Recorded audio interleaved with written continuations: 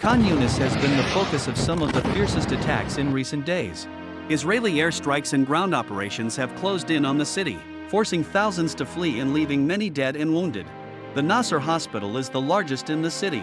It is also one of the only hospitals still functioning. A team of British doctors and surgeons is now working there. They are specialists in plastic surgery and orthopedics. Our team in Gaza spent a few days filming with them this week. They're also sending out regular video updates.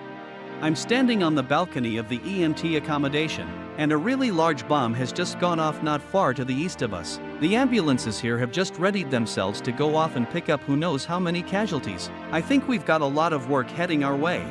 This is the burns unit at Nasser, or it used to be. Part of the Nasser hospital has been hit and damaged by Israeli missiles. This was the burns unit, one of the busiest parts of the hospital. It is out of action now. That's the damage. I'm not going to go too far into this, but, wow, that's amazing.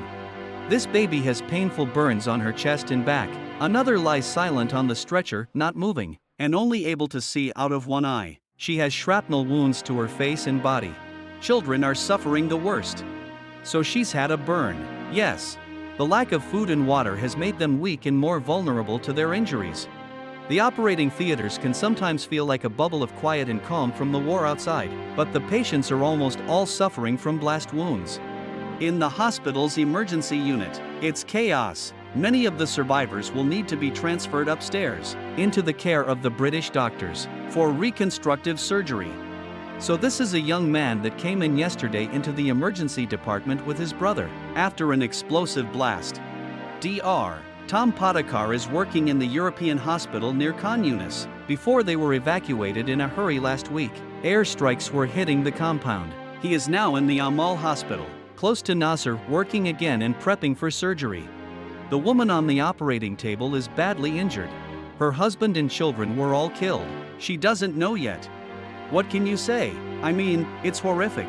Gaza has become a slaughterhouse. That's what it is. It's a slaughterhouse. Do something. Stop talking and do something. Tom Podakar was last in Gaza shortly after October 7th, returning after 19 months of war. He's seen a dramatic change. The difference this time is because of the blockade. There's so little stuff getting in. There's no food getting in, so people are starving. There's very little medical supplies coming in.